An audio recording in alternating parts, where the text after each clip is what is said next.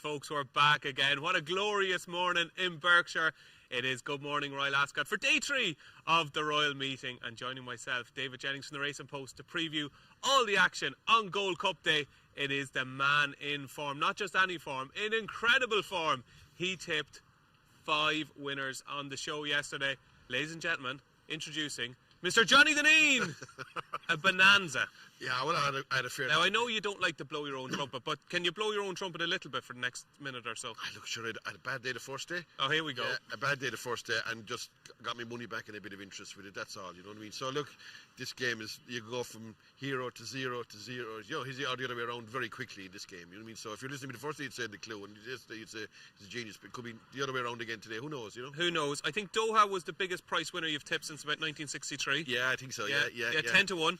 Yeah, that's about my limit, 10 to 1. I don't normally go into double figures, really. But Holloway Boy was a big price, and it was placed at the same time, so I was happy enough with that. And, yeah. Although I didn't back running line, I was sick of Did that. you not? No, I missed the price. It was like 10 and 11 to 1 in the morning, and I didn't bother backing it at 6 to 1. Then I didn't bother. I left it go. But I did have something on Doha, and I hadn't intended having anything on it, maybe, but I did have something on that. And I went for it. Actually, did we go with Illinois in the finish and Augusta Road? And so I was happy now, very happy to get my money back, because I didn't think I would. No, you had a bad day as quickly as I did. Yeah, exactly. And 2 things you did do, Johnny. You told me Inspiral wouldn't win, and you told me Birdman definitely wouldn't win, and neither Inspiral or Birdman won. So you put me off those, so thank you very much. All right, yeah, well, Birdman ran well now. It ran better than I thought it did, thought it would. The horse I didn't fancy was the last original favourite. Treasure Royal, that did run poorly now, to be fair, yeah. But look, you know, I laid a few winners the day before. That's actually what caught me out. So when you lay winners at 5 and 6 to 1, they're really punishing anyway, you know. It's good to see you got over it anyway, Johnny. Yeah, absolutely, yeah. But today's another day, you know. Absolutely. And it's not just all about Johnny Dineen here on Good Morning Royal Ascot, because we've got a brilliant panel for you today. We've got Maddie Playle from the Racing Post, and we've got racing's shrewdest judge, ladies and gentlemen. It's Martin Dixon, back by popular demand after knocking it out of the park at Aintree. Well done, Martin, at Aintree, the last time you were on the show with us. How has your week been so far? Yeah, it's been all right. Not too bad. It's my first day here. I've been watching on from home the last couple of days, so just got down for today. But it's not. I've been playing bigger prices, really. A little bit of a change today. I fancy a couple of the horses at the front end of the market. Yeah. No winners, but a few placed horses at big prices, so it's not been too bad. And you are a Royal Ascot owner today, because you have a runner later on in the card. We do, yeah.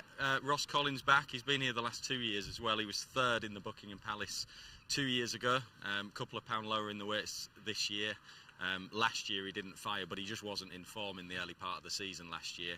This year he's had kind of a similar prep to what he'd had a couple of years ago, where he came into the meeting bouncing. So hopeful. Okay, we'll hear more about Ross Collins later on in the show. And Maddie Playle, very warm welcome to you this morning. I know you were on a jolly yesterday.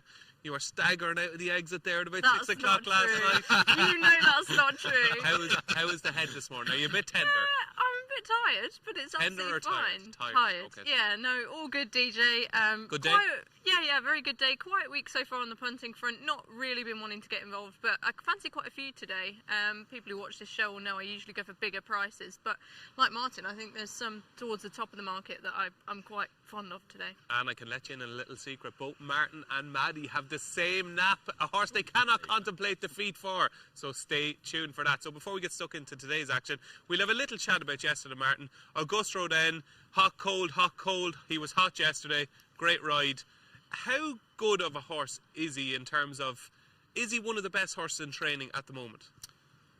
When he's at his best, I think he is one of the best horses in training at the moment. But I would say, if you look at it in the grand scheme of a 10 to 15 year period, he's just a solid, genuine Group 1 horse. Yes, he's a multiple Group 1 winner, but he's not sort of cream of the crop and into the elite, I don't think. But he's a seriously good horse. It's just that, I suppose, those blips that he's got on his record, just, you know, as a punter, I suppose, you never quite know. So you can look back at yesterday and think, well, maybe I should have weighed in at 6 to 4, 13 to 8. And you would do if you knew that he was going to turn up in that form. But the same question will always be there with him, because he's done it more than one. There's been three or four times in his career where he has blown out, and I think because of that, on any given day, you'd never just have that maximum faith in him. That's how I'd approach him anyway. And you can never have maximum faith in Inspiral now, because that's 2 bad runs back to back. What did you make of the ride, and what did you make of the run? I wouldn't criticise the ride. I don't think she stays a stiff mile and a quarter, to be honest. Completely different coming here to Ascot and trying to win over a mile and a quarter around here compared to a Breeders' Cup where it's basically a speed track and a speed race, and I don't think she fully got home, so I wouldn't be blaming the ride. It's the easy thing to do at the moment, isn't it, with Kieran Schumacher, and I think people want to stick a boot in, but it's not really necessary on every given ride, you know. Johnny, Danina, are you going to do the easy thing and stick the boot into Kieran Schumacher? No, 20 lengths off the pace of halfway? Yeah, look, it was slowly away. Was that by design? Because I only watched the race once, and if it was by design or she just slowly away, and that put her in a pretty uncompromising position as far as I could see. She was like 8-1 after about a furlong, and in my eyes, she was entitled to be probably even bigger. Yeah, I wouldn't have backed her at any price, even early in the race. I just don't think she either probably didn't get the trip. She probably not good enough. And look, she probably wants, to come back and trip. Maybe she's not as good as she was last year either, you know what I mean? And I agree with what Martin said about Augusta Road. That'd be my sentiments exactly. He's a good horse, but not really a top horse. And again, the jockey on Innsbruck, I wouldn't be blaming him in an instance like that. No, I wouldn't. And as you said, it is an easy thing to like, I'd say, put the boot into fellas like that. But I just think Innsbruck wouldn't win that race in a million years, no matter what way it was ridden. But if you ride horses from those positions, you'll win no race around here anyway. Do you know what I'm saying? Like, those tactics will not work around the round. They'll win 1 in 20 races. There will be something to come here at some race around the round, coming from last to first down the outside, and you might say, it's a great ride. He got up in 1.5 lane, when in reality he probably should have won about 10. You used to be a bookie. There were some monster plunges yesterday. Colossal gambles. Kaseya, as big as 16-1 the day before, went off 7-2 favourite in the opener. Hopeful, 20-1 in the middle of the day, was backed at the 13-2. And the last winner was absolutely hammered.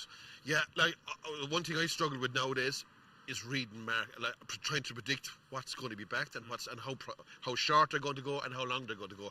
Like the last winner, how that was 5-1, I'd never know. I wouldn't back it now at 5-1. But it's won.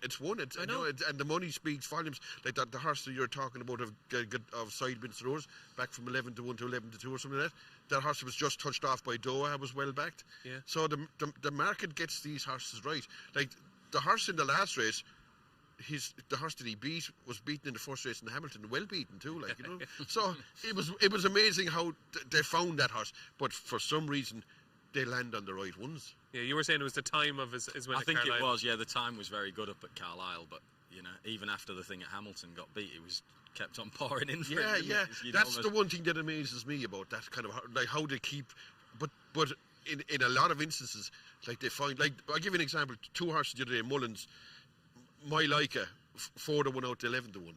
Bellaccio rock solid 9-2, and they run exactly accordingly. Bellaccio wins, and the other one can't be found. He's tailed off. You know what I mean? So I wouldn't be ignoring markets even at meetings like that. Like, it takes a lot of money to force a horse out from 9-2 to 11-1 at the same time. You want to be pretty sure it's not going to be winning. But then you look at Leah Varney. Yes, I was just about to say that, Maddie. 5-1 to 20s, yeah. Oh, you Something like that. You will have exceptions. You will have exceptions. Of course you will. Yeah. It's not like if it was set in stone, you'd be just like follow the market every single race.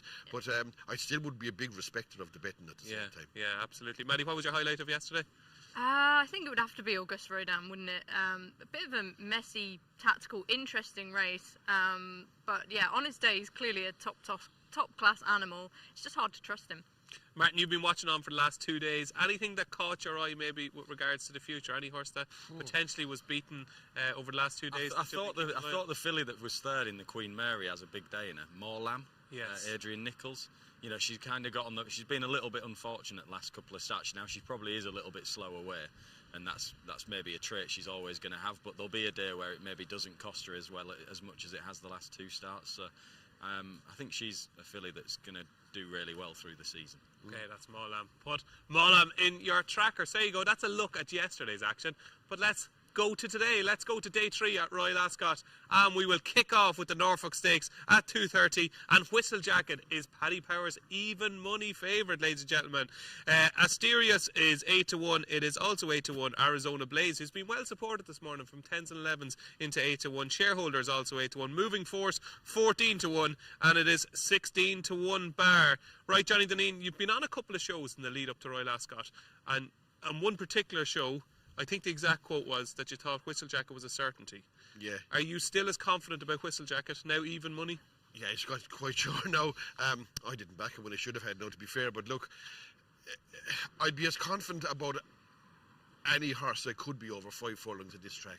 I just think 5 furlong races, by their very nature, are difficult enough races to hit the winners of, and you can throw up odd funny results. But I do think Whistle Jacket is above these horses. I would say Whistle Jacket is a Group 1 horse. And I'd be hoping that there's not. You never know in a race like this. There are horses here with one at the back of one running. Them Watton racing horses, they can be dangerous. But like, when you look at the betting, Arizona Blaze is 4th favourite. Like, I cannot see any reason why Arizona Blaze will turn around nearly 4 lengths with Whistle Jacket.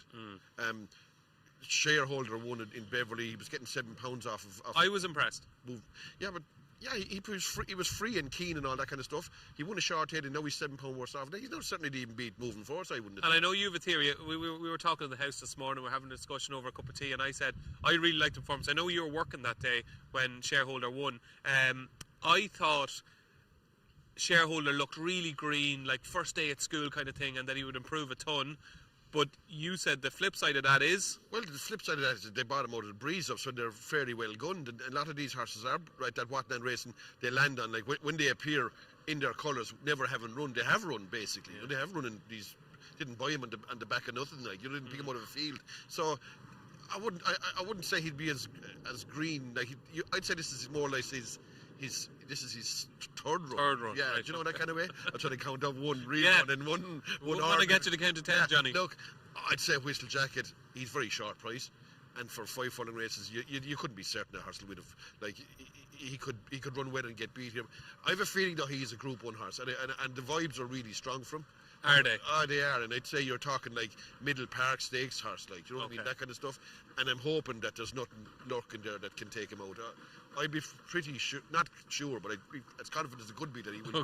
Okay. It's going to set the tone for your day anyway. Well, I'm on him at 7-4 and 6-4, but I didn't. I should have backed him at 5-1 and 7-2. But you were working at Beverly when Shareholder won. It was Chris, actually. It was Chris. But do you know, I watched the replay. Not the first time. I watched the replay this morning, and it was you were talking over the replay. Well, I thought it was you. It was Chris, obviously. You were talking over the replay, and I said they're going into real in-depth knowledge here, and I couldn't wait to ask you about Shareholder because I was very impressed. It was a good performance. I agree with what Johnny said there, to be honest. I think there's a chance that he wasn't as green as it looked, and that might just be him. You know, it might just be a bit of a buoyant, enthusiastic type of horse that will race like that again today. And if he does, I could see it being his undoing. I think the other horse is a big price, isn't he? Moving Force. I mean, he's done nothing wrong. He's got a real honest attitude. He's tenacious, and he was giving him £7 at the end of the day. There's very little between them, and Shareholder's going to have to jump forward quite significantly when you consider that they're off level weights today. But I think Whistle Jacket will win for what it's worth as well. You know, on every metric that you look at, the pedigree, full brother to Little Big Bear, who's one of the fastest, best 2-year-old sprinters we've had in the last 20 years. The performance last time out, the way that form's worked out, and the time of that race as well. You know, he's hammered at Arizona Blues, won a Group 3 since, and it is clearly head and shoulders above sort of the actual standard set by the other horses at the moment, isn't it? So I think it's 16 years since her favourite won the Norfolk, but I suspect that'll change today.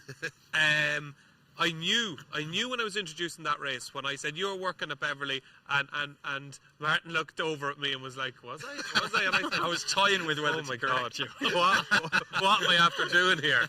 So apologies. It was the less superior Dixon that was working that day. Maddie, what wins the opener? I'm going to take a chance on Asterius, I think. Another one of these big Watnan racing purchases, 380 grand out of the breeze ups. Really like what he did at Bath on debut, looked very professional. Hard to know what that form is worth, but plenty of horses in that race had experience. Obviously William Buick's on, James Doyle picked Shareholder. I think he might have made the wrong decision here, and some interesting moves in the market. More money coming for Asterius. Archie Watson, I mean, he's got a really good Royal Ascot record, hasn't he? And his juveniles always seem to go well in these contests. I mean, yeah, the lads have said it. Whistle Jacket, he's clearly head and shoulders above everything else on what we know. But at the same time, I think Aidan O'Brien's juveniles this year, it's an interesting vibe we're getting from them. Yes. Because there doesn't seem to be like a massive standout or a massive vibe for any one of them in particular. This guy could be it, could it? He, I think, is probably the only exception if there is one. Is that right? What are we thinking? You've been disappointed with how they've run so far. Yeah. Well, Camille Pissarro was disappointed. I don't know. What I'm told coming to this meeting, they've 2 horses, Whistle Jacket and Fairy Godmother, and forget about the rest of them. Okay. 2-year-old wise, anyway. Do you know what I mean? And maybe the one in the Cheshire Stakes, the filly, the one in Leopardstown, but that you didn't really want to be with. So you were told the 2 to be with were Whistle Jacket and Fairy Godmother. Yeah, and possibly the one in the Cheshire, if she runs that filly that won in that won in Maiden there about 2 weeks ago. Okay. Can't remember her name off the top of it, but these are their Bedtime story. Yes, that's it. Yeah, these are their 2 naps. This one and the one tomorrow. Okay. So like, I wouldn't be reading too much into the fact that Camille Pissarro and the horses that they have had, Treasure Island. that they ran poorly so far. It's not exactly that comforting either. Though, at the same time, you wouldn't be supposed to. Maybe there is a possibility the Irish 2-year-olds are no good, but I'd say that's unlikely enough at the same time. Okay, so selection time. It's Whistle Jacket for the 2 boys, yes? Yeah, definitely. Maddie, you're with? Asterius, and it says there on the screen that I'm with shareholder, but I've been put off shareholder and I am in the Whistle Jacket camp. So how would you like some free bets for day 3 at Royal Ascot?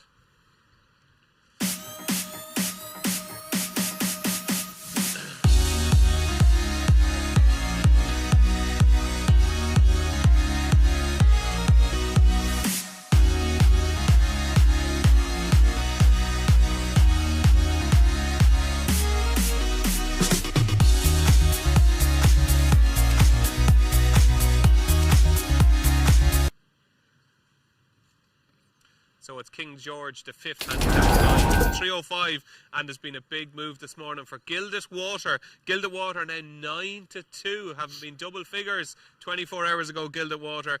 Shanty is 5-1. Poneros is 7-1. French Duke is 7-1. It is 8-1 going the distance, and 12-1 Bar. Gilded Water. Which one of you would like to make the case first? Ladies first, man. Yes, you go. I get in there first. You steal Martin's thunder. Yes. Gutted I didn't get on this horse earlier, to be honest. I've been working all week at this meeting, previewing races way in advance, and I saw he was double figure price. I thought, yes, I really fancy this horse. Look, the case is there for all to see. Incredibly unexposed, got really nice profile, built on his performances as he's gone. Really, really nice run at Windsor on his penultimate start. That form's worked out strongly, and then absolutely bolted up when Upton tripped to 10 furlongs at Chepstow last time. It just looked like the penny dropped, and that was it for Gilded Water. He's been given an opening mark of 92, which could be so generous. I really think it could be. He's got another 2 furlongs to contend with here. That's really going to suit him. Pedigree wise, it's all there. He's a half brother to a Sydney Cup winner over 2 miles in Australia. He's trained by a man, William Haggis, who won this race last year with Desert Hero in the same colours. I think this horse is going to be really, really exciting, and I think he's going to be one to watch throughout the season.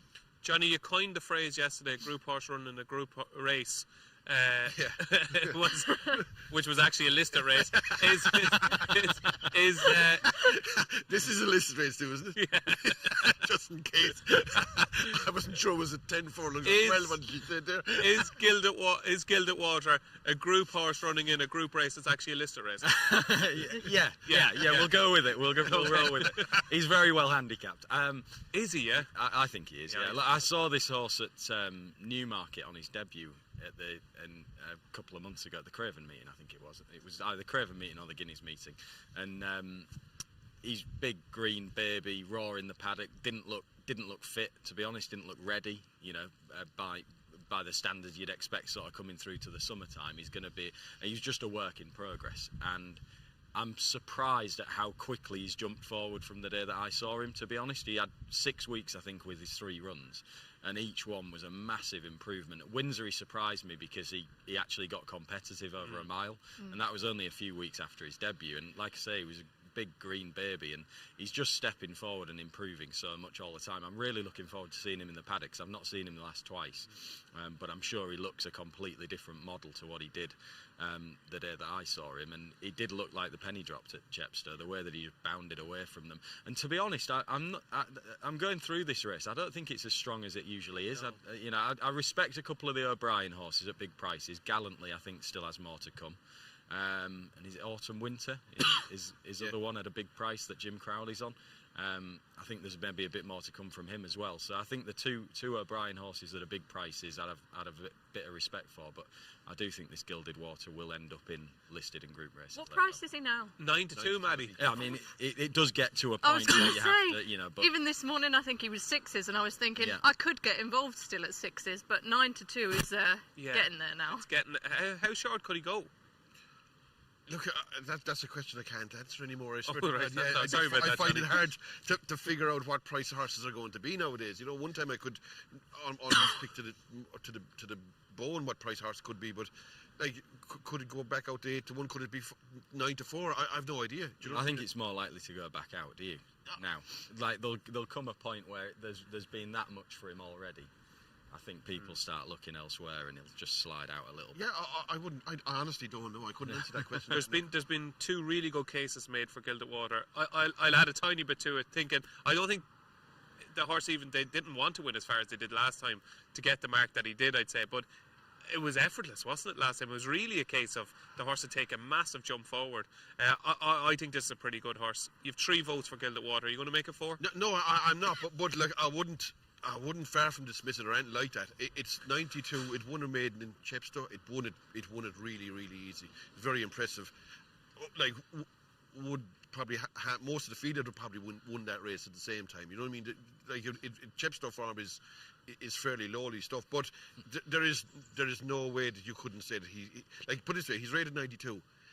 If he's 105 horse, like, in the making, he will win. He will win. That's a good point, Johnny. You know Yeah, what I'm you're saying? right, yeah. He could easily be Yeah, 105. he's early as Dolan had them. Yeah. He could easily be 100. But I'm going to go with Shanty, who's rated 98. But there's no way he's ever going to be 110 horse. You know what I'm saying? But he's a solid horse that will run to in around 100, that kind of stuff. Will this trip suit him, do you think? I'm guessing it will. Yeah, I think he'll be ridden less forcibly than maybe in Newbury over this trip. And I think if anyone fancies King's Gambit, who's a real talking horse later on, they'd like to see a bit of a positive showing from Shanty here. I think you would anyway. Yep. And that form like Ponderous, that form being boosted. Listen, I saw Gilded Waters race in Chepstow. I'm actually backed against it. I backed Arsenal to Starvers now because it's absolutely ragged at Gilded Water. It was really impressive. But, like, as you said, it was a low maiden and thing. It is a rising grade for it. But I couldn't possibly say that it's not a really good horse in the making. It could well be. It could, but like, Shanty is a horse. Put it this way, Shanty is a horse will be probably in the first 4. Gilded Water could even win or possibly. The other one of Aiden's Autumn Winter. I know it's difficult to read these Yeah. form lines directly as 2-year-olds, but he finished about 4 lengths ahead of Shanty last year, didn't he? Yeah, and Naval Force was 33-1, beat Shanty and Killarney one day by about 4 lengths as well. But I'd say Aidan O'Brien's, once they go to a 1.5 miles, like, I know he's got Gallantly and Autumn Winter, but look, Shanty is running off of his rating. The most he can have is 2 or 3 pounds in hand. There's other horses here could have a lot more than that in hand. But I agree with what Martin said earlier on. I don't think it's a vintage race either, you know what I mean? And if you have a horse in like Gilded Water, who's 92, that threatens to be more, he could well win it. But I'd be going small Shanty each way, maybe. Okay, and you're on your own. 1 vote for Shanty, and it is 3 votes for Gilded Water in the King George V handicap at 305. And before we move on to the Ribblesdale Stakes, don't forget to like and subscribe to our YouTube channel. Terrific content on there all week. Everything you need to know about Royal Ascot is on the Racing Post YouTube channel, so don't forget to like and subscribe. So moving on to the 345, it is the Ribblesdale Stakes, and it sees the unbeaten Diamond Rain tried to make it 3 out of 3. Is currently your 6-4 favourite from Kalpana. The choice of Tom Siegel, price wise in the Racing Post, is 3-1 now from 4s. You Got To Me is 7-1. Bit of each way support for You Got To Me. Danielle is 11-1. It is 12-1 Lava Stream, 12-1 Port Fairy, 12-1 Rubies Are Red, and 16-1 Bar. Where do you stand with Diamond Rain, Martin Dixon?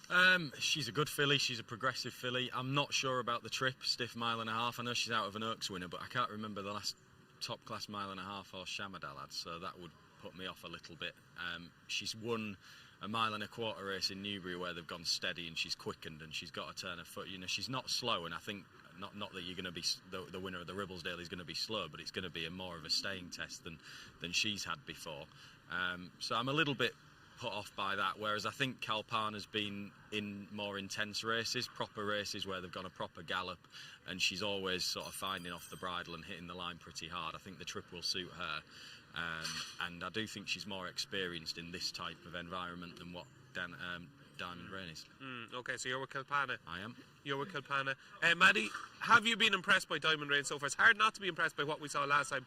There was only 5 runners, I think, but it looked a really strong race. It looked probably arguably the best fillies race we've seen this season. Yeah, I think so. That's why I'm sticking with her. I know, as Martin said, the pedigree is not 100% sure, but there is that on the distaff side, the Oaks winner, Diamond Rain, who was obviously a very strong stayer. I just think these are not an outstanding bunch of fillies, and you're talking about one filly who is unbeaten, who looked really, really good last time. I just think she's got a lot in her favour. This race is often, they'll sit and then they'll quicken. I think that could suit her. And when you're looking at a horse like Calpana, who's 3-1, for me, it just doesn't really interest me as much. I think You Got To Me could run well. She's sure to be a pace angle once again. But yeah, I think, to be honest, I won't be having a bet, but I'll stick with the favourite. Okay, you're with Diamond Rain. Johnny Deneen, is there a chance that Diamond Rain could be an absolute superstar? No, there possibly is, but she's unexposed. She's quite a tight price though at the same time, and she's 2 runs, small field the last day. She's a smart horse without a doubt. You strongly fancied a horse in that race that Diamond Rain won. I remember reading your Racing Post column, and you fancied a Rafe Beckett filly who you thought was a big price. Yeah, it was 20-1. It finished up about 4-1 or something. Yeah. But it ran like a 20-1 chance at the same time. So look, Diamond Rain won well in Newbury. It's a rising grade. It's an unexposed animal. I actually thought Calpana was short here. Yeah, I agree. I thought she was short enough. For a filly that was running off the late 70s, starting off at the late 70s. I know she was beaten fair and square by that filly that ran all over the place in the Musadora. Yeah, Friendly Soul. I think she's a really good filly though. Friendly Soul. I do too. I was hoping she would run here, but I think they've given her a bit of time because it all got a bit too much for at York, didn't it? Yeah, she clearly didn't give her a run in at York, did she? So it could come the end of the season and we're looking back at that Newmarket race with a little bit more. Yeah, it's possible. Look, and the fact that I don't fancy it, don't be worried about that. You got it right yesterday. I know, but I mean wrong today. Doesn't matter. You Got Me ran okay in the Oaks. Danielle probably wants slower ground.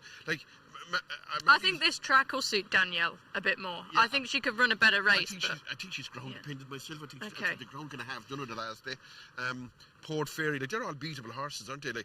I was going to go with an outsider. I'm going to go with Ruby. What's happened to you this week? Red. It ran out atrocious in Epsom, but the fact that it wasn't the fact that it's still a maiden. Yeah. It's no good. It's no anything else. I'd say this track might suit it a bit better. And the fact that sometimes I notice horses that run bad in races, a bit like Cheltenham, if they're not involved in the races, it takes a lot less out of them. Yes. So I'm hoping that at a double figure price that she has some sort of a chance. It was astonishing what she did at Lingfield. Yeah. I don't think I've ever seen a horse finish at Lingfield so fast.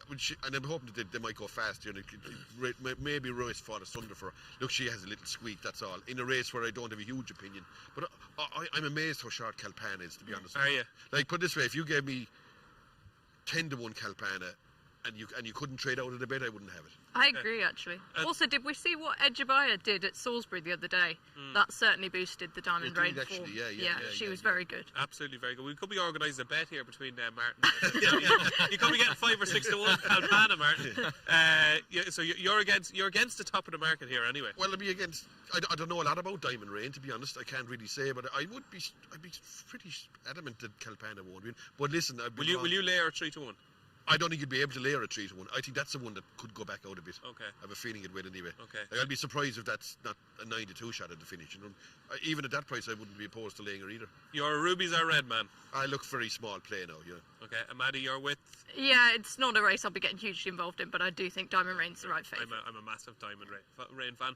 My only little concern is what Martin said about the stamina, but she's so classy. I think she'll make it 3 from 3. And you're with Calpana despite... Has he convinced you to go away from Calpana? Don't be worried, I'm telling you. Don't be worried about me. In fact, you should have a bit more on it.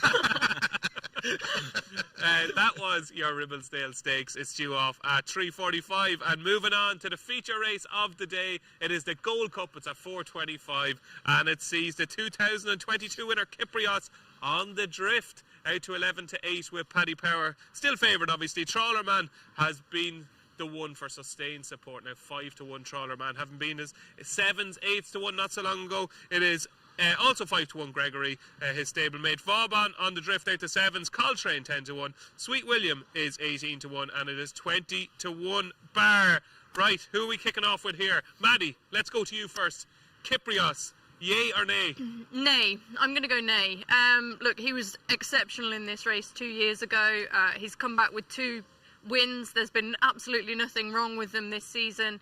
But I'm not quite convinced he is that same horse that he was before. I'm not sure if he's capable of that level of performance. You know, he's had his injury problems. Trawlerman beat him fair and square at this track in the autumn in the Long Distance Cup. And I just think at the prices he's one that I want to take on. I really like Gregory.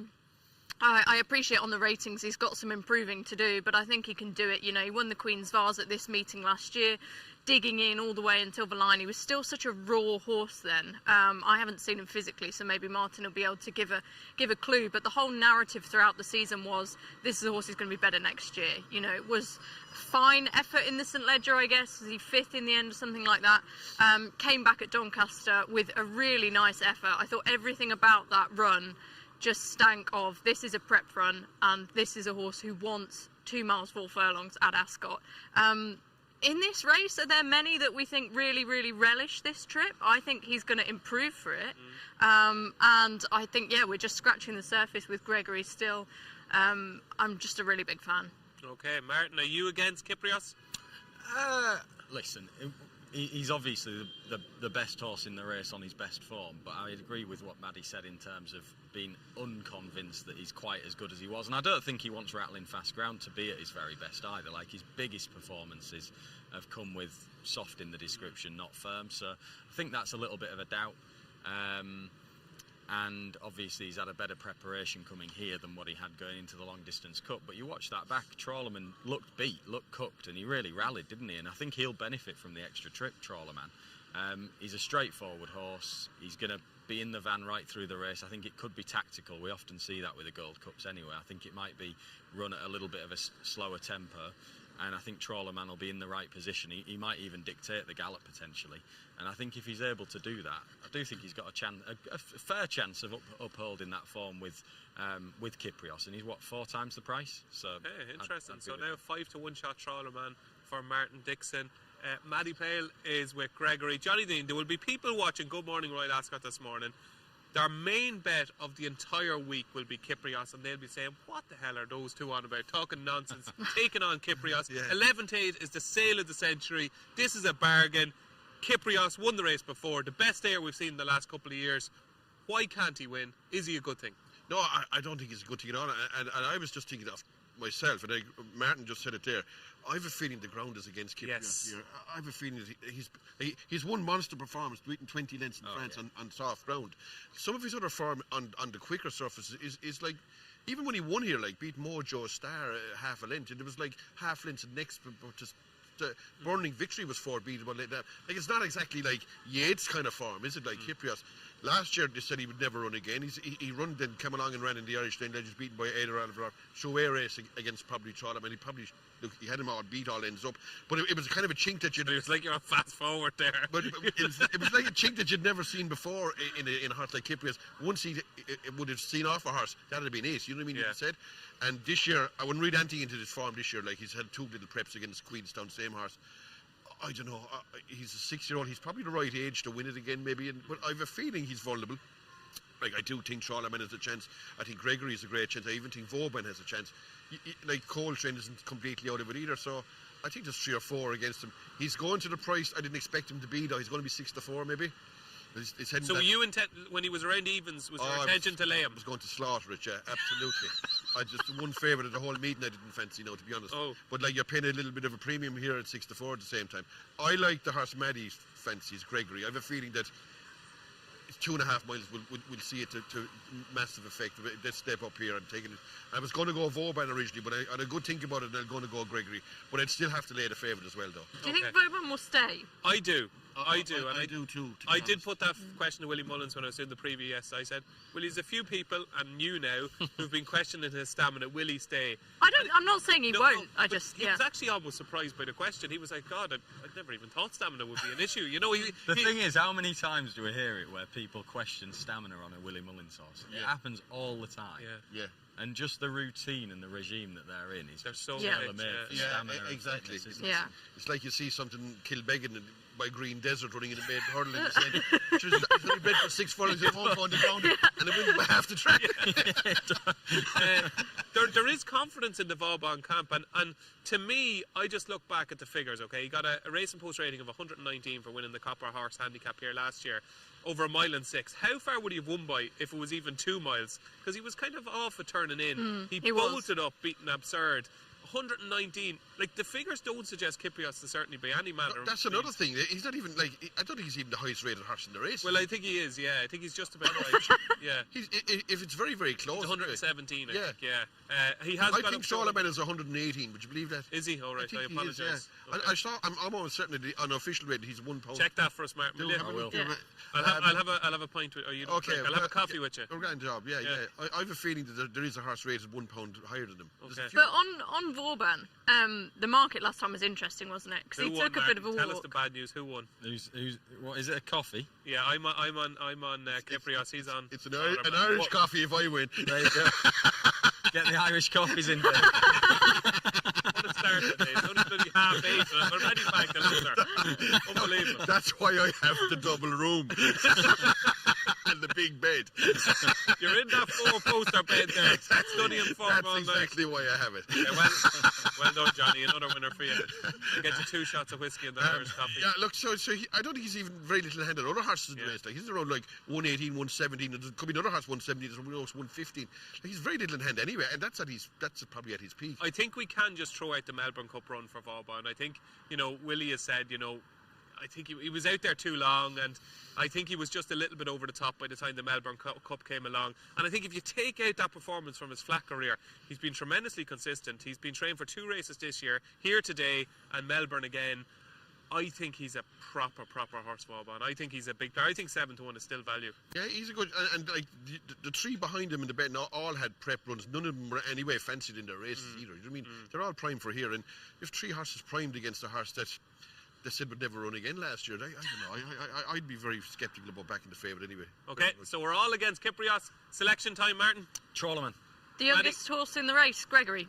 And I'll go with Gregory too. Yeah. Gregory, and I am with Vauban. There you go. That is your Gold Cup. It's at 4:25. Now let's see what our friends at Paddy Power have got for us. Do you ever want to beat the bookie? Yeah, I get it. Deep down, I'm one of the players too. I do love a good game, and I've come up with an absolute belter. I'm calling it Paddy's Mansion Heist, giving you the chance to outwit the bookie and line your punter pockets. Rack 'em, Richard. Now, if you like the look of all this, wait to see what's in the vault. So if you think you've got what it takes to pull off the perfect heist, be my guest. I'm nothing if I'm not fair game. Are you in? Search Paddy's Mansion Heist to join the crew. Thanks, Paddy. Right, it's time for the Britannia Stakes. It's at 5:05 and it's my banker of the day. We'll come to that in a couple of moments. Currently, your 6-1 favourite is Volterra. Quirat is 15-2 for Rafe Beckett and Hector Crouch, who had a winner here yesterday. Mickley is 8-1. Storlor is 9-1. Dashing Darcy is 12-1. And so is Skutsuza. How would you pronounce that now? S-K-U-K-U-Z. Skakuza. You have a go with that. Skakuza. It's Skakuza, yeah. You're making this difficult, aren't you, DJ? Skakuza. No need. Skakuza is 12-1. Apologies to the owners of Skakuza. Native Warrior is also 12-1, and it is 16-1 bar. This is kind of your cup of tea, Martin. Yeah, I must admit I didn't have a strong view on it this time, though, to be fair. It's the sort of race I like to delve into. But this is one where I've backed one at a big price. Whipcracker, Richard Hughes' horse. Now, he's a very strong travelling horse. 40-1. Yeah, they've given him a couple of stiff tasks. He's been in listed races, but second in a listed race at Newmarket on his comeback run this season over 9 furlongs, and he travelled really strong, probably a little bit too strong, and he didn't quite last out. And was still a good run, and I just think a strong run mile race is going to be tailor-made for him. He ran in a very small field last time out. You can throw that out. It just didn't suit him. And I think the tempo of this race and the type of ride he'll get just with a bit more cover will suit him. And he's got a high draw. Taking a chance that the high draws are maybe where you're going to want to be. So I liked his seasonal reappearance. Was it good, a Newmarket? Yeah. He went onto my radar after that. I wouldn't be surprised if he ran quite well. He earned his rating. He's got 101, so it's a big figure, that he's got. But he was second in listed company, and shaping well at the same time as well, and just giving the impression a strong run mile would suit him. So Have you open top? 40 to 1 whip cracker for Martin Nixon. Maddie, what do you like here? I like Mickley. There's quite an interesting angle here with my Hong Kong goggles on. Ed Bethel trains him. He's been bought by Mr. Su, who is a very prominent Hong Kong owner. The fact that they bought him now before this race rather than shelling out a lot of money if he runs well in it, which can often be the case in this race for horses who go to the Far East, is very interesting. A winner on softer ground than this at Doncaster last time. He was really impressive, just looked like he just had loads more to give, was value for more than the winning margin. It's by Soldier's Call, who won the Windsor Castle here a couple of years ago. I think this better ground is going to see an improved performance. Yeah, I think he could be well handicapped, but it's a very tough race. You could pick anyone out, but I do think Mickley is going to progress and improve. Johnny, I really like one of this. Now, I know you'd be trying to teach me the tricks of the trade. You say, don't be fancying horses strongly in races like this, lotteries. My horse to follow at the start of the season, of the whole flat season, was Involvement for Simon and Ed Crisford. He kind of half blew me away on debut. I thought after his first 3 runs he should have been unbeaten. He had excuses on each occasion, and I thought even at Newcastle, I thought he did really well to get as close as he did. But last time at Haydock, in his first handicap, he ran off a mark of 90, and he bumped into Nelly Laylax, who's a complete and utter Haydock specialist. And I often think you can get horses at Haydock, especially at Haydock, both jumps and flat, that are just specialists there. Nelly Laylax, form figures at Haydock, 4-1-1-1, okay? And Involvement pulled nicely clear of the rest that day, and Nelly Laylax just got first run on the front end. But I thought it was a real nice, progressive performance. Gone up £6 for that to a mark of 96. I think he's a group horse.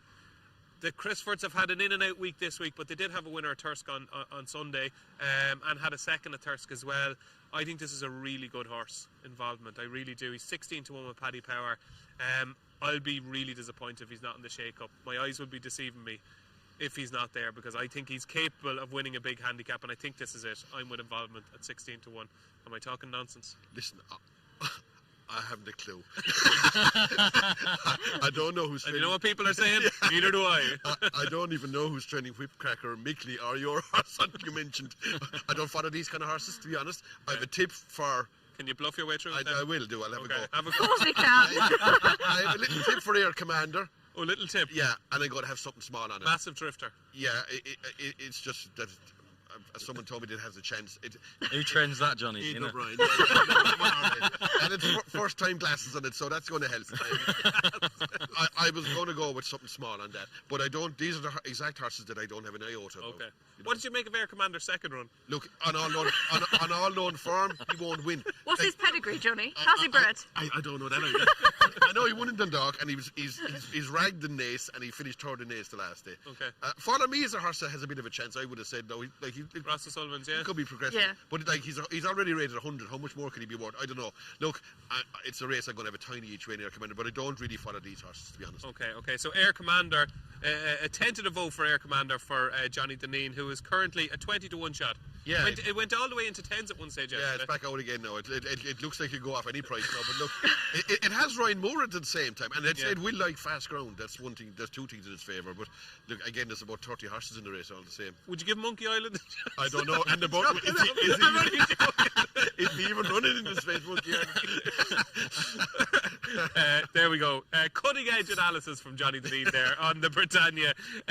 Hopefully Involvement will do the business, and it can be a rare big winner for me on Good Morning Royal Ascot. So moving on to the 540, and this for many people is potentially the bet of the day, King's Gambit, because he's the one horse in the London Gold Cup, and it was what he did from the furlong pole to the line that really impressed people. He's 6 to 4 favourite. Martin, is this one of the shorties that you are 100% behind? He is, yeah, definitely. I think he's got a lot more to come as well. I always expect the Charlton horses to improve as the season goes on, so to do that first time out was very impressive. They didn't go quick in the Newbury race, and he still opened up and beat some very well handicapped horses. We'll get a bit of a sighter on that earlier on, because the second and third obviously run, don't they? Shanty in the King George V handicap, but we saw the fourth horse come out and win at Epsom already. So the London the London Gold Cup traditionally is one of the strongest 3-year-old handicaps of the season. He blew it apart. He did so very impressively. He's a proper 1.25 mile horse. I like his draw in stall 7 to just sit on the speed but have that little bit of space on the outside to open up the straight. You know, when you're backing horses at short prices, you've got to think about these things. If he was drawn on stall 1, I'd maybe be put off even at 6-4, just because of the trouble that you can get into from that draw. But I think he's going to have a lovely slot through the race, and I think he'll win. Is 6-4, even 6-4, a little bit of value? I think it probably is. Yeah, Wow. I think he's got the best form as it is, and he's definitely the biggest improver in the field. So Okay, interesting. I see Hugh Taylor's on the case as well with King's Gambit. Are you a King's Gambit fan? I think it's the most un-Maddie Playle bet ever, this, but yes, I think he could be a good thing. I think he could be a banker of the week. Wouldn't have been out of place in the Derby, I don't think, honestly, after that London Gold Cup win. The form's been boosted. He just looks so straightforward. He looked like he was ready to take another leap forward. Obviously, Bracken's Laffy's got that form closely tied in with him, with that Haynes, Hanson and Clark race, wasn't it? Yeah. I think he should have probably beaten him that day, and he was unlucky not to win. I really fancy this horse. Okay, if we're standing here in 2027, okay, will King's Gambit have won a Group 1 in his career? Yes or no? I think yes. Yeah. He hasn't got a clue. You're against it. I'd sit on the fence about that one now. Yeah. You're not a huge fan of this horse, are you not? No. Look. I respect some really clever people putting it up, and including the two alongside me. I thought you were going to say, and the two. No. Like I've heard nearly everyone that you hear talking about it, like, says it will win. I looked at its form and I'd like to see a positive showing from the horses in the second race for starters. That's the question I was going to put to you, Johnny. You fancy Sean T earlier on. Yeah. Now, maybe it's a price thing, but if you fancy Sean T how earlier can you? on, he battered, King's Gambit battered. Oh, I know he did, yeah, but this is a completely different kind of race than the race that Sean T's in at the same time. Okay. There is quality horses in this. Is there? Oh, there is. This is a good race. In my opinion, it is a Who good could race. beat him then? Well, going down through them, I suppose you have Bracken's Laugh, who's formed tied in from Newbury as a 2-year-old, who beat Capulet in Chester and should have beat him in Chester. In Chester. Yeah, he was a bit unlucky that day. Yeah, he was unlucky. Like he should have won at the same time. You know, King's Gambit was giving him £6 at Newbury. In Newbury, yeah. But King's Gambit won off a 93. Like, I'd say there's a good few horses in this race would win that handicap off a 93. Like, this horses here rated. He didn't just win it though, Johnny. He won it but like, would you not like to see a positive showing from those horses in the second race? Of course I would. Before you'd be backing them. Well, The beauty is you can wait and then go in again. Like, I wouldn't know where would I back him until I had a look at the horses in the second race running. Like Bracken's Laugh is a good horse, isn't he? I think he's a good horse anyway. Like they're all like horses that could have says in group races. The French horses are smart. Yeah, absolutely. I mean, he was the horse that beat him. Is a very likely horse to win the Arc, isn't it? That the horse that, what's he called? Look de Vega. Look, something like that. Anyway, yeah. Johnny, the French would love you over there. JRB has formed on a going day that gives him a bit of a chance.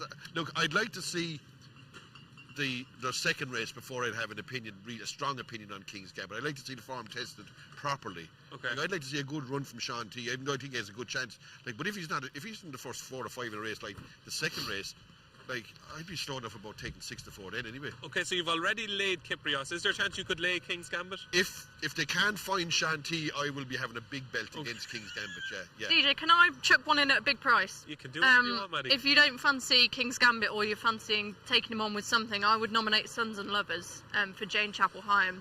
Very lightly raced horse. Won on debut at a big price at Newmarket. Has clearly been highly rated. He's had nice entries all the way through. Third in the Heron Stakes last time. That was an eye-catching effort. Looking like he wanted way beyond the mile trip. He's going to get that here. Jane won this race with an outsider, a shock win when Claymore won it in 2022. This horse, I think he's definitely going to improve the step up in trip. Al Markham didn't do the form any great shakes in the St James's Palace, but that was a ridiculously strong race. I could see him running into a place. I think he's about 22-1. Excellent, good case, very well made. And one of the massive price that I don't think will win but I just think it's a ridiculous price. It's Stromberg of Joseph O'Brien's, who has finished second on 2 starts this season. That form is not good enough, but I think there is a chance that this race could suit. Strongly run race. I think he's one that will outrun his odds. I think 40 to 1 is a ridiculous price about Stromberg. I don't think he can beat King's Gambit, but I do think, like Maddie, if you're looking for something at a bigger price, I thought 40 to 1 about Stromberg was the play. But I'm with King's Gambit, you're with King's Gambit, you're with King's Gambit, and you're with... I'll go with Bracken's Laugh. Bracken's Laugh for Johnny Deneen in the 5:40. The Hampton Court Stakes. Moving on to the 6:15, the 7th and final race on Gold Cup Day. It is the Buckingham Palace Stakes, and English Oak is currently your 4 to 1 favourite. Divine Libra is 7 to 1. Fresh is 9 to 1. Mosta Bashir is 10 to 1. So is King's Time. Koi Koi is 12 to 1. It's 18 to 1 bar. If you fancy English Oak, I have a stat that could put you off English Oak. You'll tell me whether this is nonsense or not, okay? There have been 17 runnings of the Buckingham Palace Stakes. Started in 2002 when this became a 5-day meeting. Then was knocked off when they got rid of a few races a couple of years ago. Then was brought back on the programme when they introduced the 7 races every day. There's been 17 runnings of this race, Johnny Deneen, and 0 out of 17 winning favourites. There is yet to be a winning favourite in the Buckingham Palace in the history of the race. Would that put you off English Oak? No, it wouldn't really. All right, okay. It wouldn't. Fair enough. It wouldn't, no. There's half an hour's work done by me to get that stat It wouldn't. It wouldn't. Look, it's probably short enough price, but no, it wouldn't. It wouldn't really, no. If you said to me there was 17 runnings and no horse has won from stalls 1 to 4, that might be putting you off. You know what I mean? But I don't. Sure, the favourite means that somebody has backed it, or people have backed it into favour, but it doesn't mean anything, I don't think. Do you know what I mean? Overall, like, there's been a 33 to 1 winner. There's Oh, been no, 25. It's a race that does cause surprises. Anything can happen up the straight track in Ascot. 33 to 1s are nothing like nothing out of the ordinary, are they? Like, we need an 80 to 1 chance won the Coventry Stakes. I even looked at it afterwards. You know the way you look at the race afterwards and say, did I miss anything here? It should have been 400 to 1. It should have been. You know what I mean? I think it should anyway. But like, you know what I'm saying? So anything can happen in a straight race here. So I wouldn't put anyone off. What do you like? I fancy the favourite. No, I don't. I do give it a good chance though, but I won't be backing it. But I was going to go with Mustapshire, but again, very small. I like Mustapshire. The race that English Oak won at Haydock. It was no race. It was no good. We had a horse in it, Baldemira, who's the most likeable, honest, consistent handicapper you'll get, but he has not got a pound in hand of his mark. Yeah. Well, in fact, he's too high, to be honest. And he was sort of beaten in a 3-way go for second place. He was right in amongst it. Persuasion, who finished second. It did fall apart, didn't it, Jeff? Well, it was just one much of a race. It was a race. That's it what was it a was. poor race. It was. Look, he has a chance. I was going to go with Mustapshire, but a very small, and that was me finishing the race anyway. So you ask the people that know, they might come up with something proper. Johnny is there going, please don't ask me any more questions. Please don't ask me any more questions. Well, Mustapshire ran into St. James Palace here last year. That's all I do know about him, And he has a bit of a chance, that's all. I thought that there was the potential for him to... I say love fast ground. Yeah, absolutely. I think the ground, the trip, the track, the style of race, I think will suit Mustapshire. Martin, who are you with here? Ross Collin. I'm just staying blinkered and loyal to my So answer. is it head and heart, or is it... It's a little bit of both. David thinks he'll run very well. I think he's just in a good place at the minute. He's just in better... Last year we came here, he'd been falling through the back of the TV, struggling, and he was just not in great form at the time, and then he turned the corner later on in the season. This year he's hit the ground running, and he's in really good form, and I thought he was impressive at Epsom, without being blinkered as one of the owners. I thought he was impressive. He opened up well when the gap, he got shuffled back and hampered, and still when the gap came, he came thundering home. Now, we might have preferred a little bit of softer ground, but you go back 2 years and he was second in this race, off £2 higher than he's rated today. So that gives him an each-way chance, doesn't it? We've got Spencer booked, high draw, fingers crossed that's a benefit. Jamie rides the track better than anybody, and I do think that gives him a genuine each-way chance. Can I ask you a question? Why is he 33 to 1?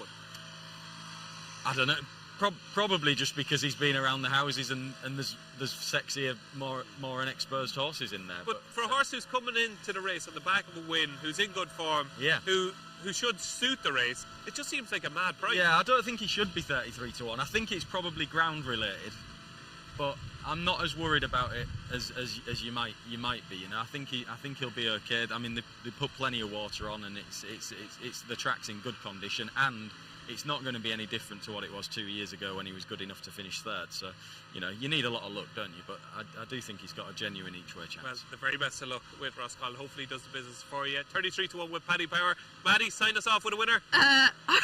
English Oak. Again, very unlike me, but I think he'll win.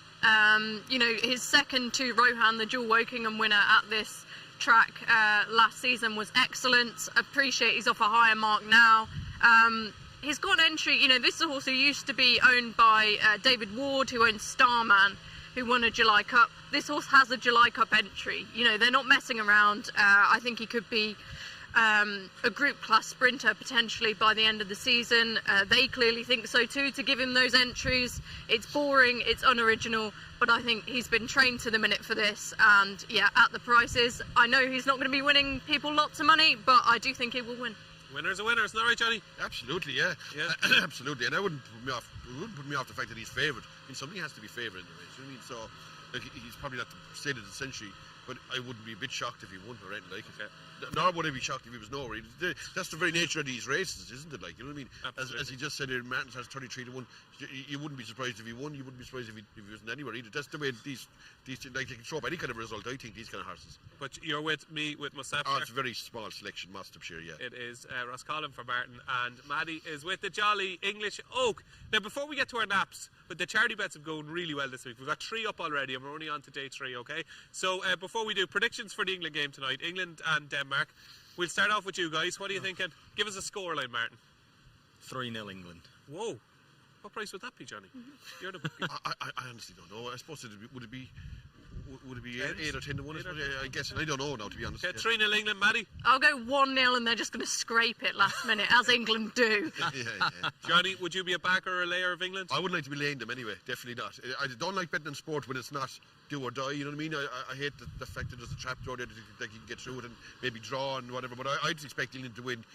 And again, I won't be having a sausage on them. 2-0. Yeah. 2-0. Can they win the competition? They could, of course. Yeah, absolutely. I'd have fancied them very strongly, maybe up to about a month ago, but maybe slightly less enamoured with them now. But there are some good teams in it too. But they're definitely one of 3 or 4 teams that have to have a big say in it, yeah. And you've got your 4-poster bed in the house, you're lying back. You've also got access to a television. You've been watching plenty of the game so far. What team have impressed you most so far? I haven't been watching it. That's rubbish. Oh, is it? Oh, I have only seen about 2 hours of it in the whole competition. What do you watch? The ratings are not on. Johnny the Lee watches the 4-poster bed. No, exactly. You're a good wingman, aren't you, All I DJ? can tell you, I've got a few viruses on my phone. Can they win the competition? Yes. They definitely can. Definitely can. Yeah. I'd like Whether they will, but they definitely can. They'll go a long way. Okay. It is charity bet time here on Good Morning Royal Ascot. The best bet on day 3 of the Royal Meeting. All the money going to the Injured Jockeys Fund. So Paddy Power have generously donated 3 winners so far. So we're going well, Martin. No pressure. Best bet of the day? Gilded Water. With conviction. Gilded Water in the second, yes? 3 I was searching for the time, 3:05 Gilded Water, get involved. Some shorties today. I've put in a couple of multiples, so we know how that's going to end. Excellent. So 2 charity bets going on Gilded Water. Johnny Deneen? I'll keep it simple. Whistle jacket, yeah. Whistle jacket. Bit of simplicity. And I will watch the football when it comes to the crunch, you know what I mean? I watch it all day. Well, that's all right. But I wouldn't watch the start of it much, you know what I mean? All right, okay. I do, just in case Maddie thinks I'm watching other stuff. I wouldn't put it past you. Anyway, moving on quickly. Involvement is my charity bet. Involvement now 14-1. He was 16-1 when we previewed the race. He's now 14-1, so I'm with Involvement. And there we go. We got there. That's the end of the show. My thanks to Martin Dixon, who will be back with us tomorrow morning, hopefully celebrating a Royal Ascot success. You might have a sore head. You might be absolutely knackered from celebrating, and hopefully you are. So best of luck with Ross Collin today. He'll be back with us at 8 o'clock tomorrow morning, as will you, Johnny Deneen. Maddie, thanks for joining us. You'll never see me again. Best of luck with all your selections today. It's been a great addition to the show. And don't forget, join us tomorrow again at 8 o'clock, bright and early. We'll be back for day 4 of Royal Ascot on Good Morning Royal Ascot. For now, enjoy Gold Cup Day.